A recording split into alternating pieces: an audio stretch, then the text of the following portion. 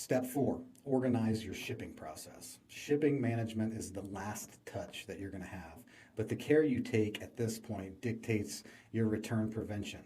So you don't want returns, they cost a lot of money. You want to make sure that you minimize this as best as you can. So appropriately packaging your products for transit across the city, state, or country needs to be accounted for.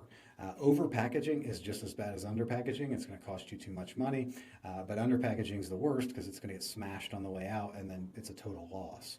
So making sure that you take due diligence to pack just right is imperative. Most companies utilize the following products in their shipping departments: tape guns, shipping bags, padded envelopes, and boxes of various sizes.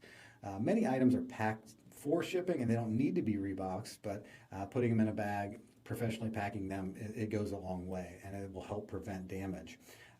Picking and packing can both be streamlined by establishing a process up front. Having good inventory management will ensure efficient picking, and a good picking process will minimize your returns. So again, you don't want to walk all around your warehouse. You want to walk in order sequentially to pick the products that you need, get them packed and shipped out the door.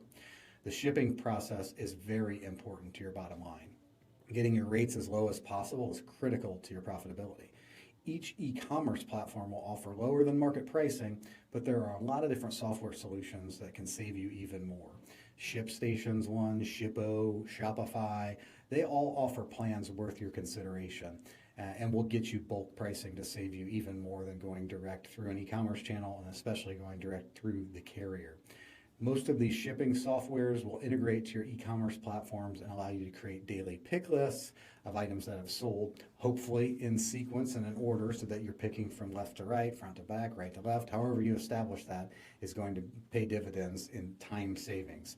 Proper packaging is very important to make sure that those returns stay at a bare minimum. So don't overthink it. Don't think that you need to go out and buy thousands of dollars of boxes and packing equipment.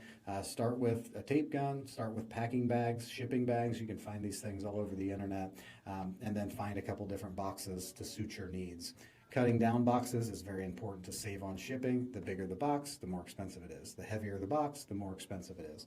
So minimize your weight and your size when you are shipping things out, and you will be very happy that you did. So take time, organize your shipping process.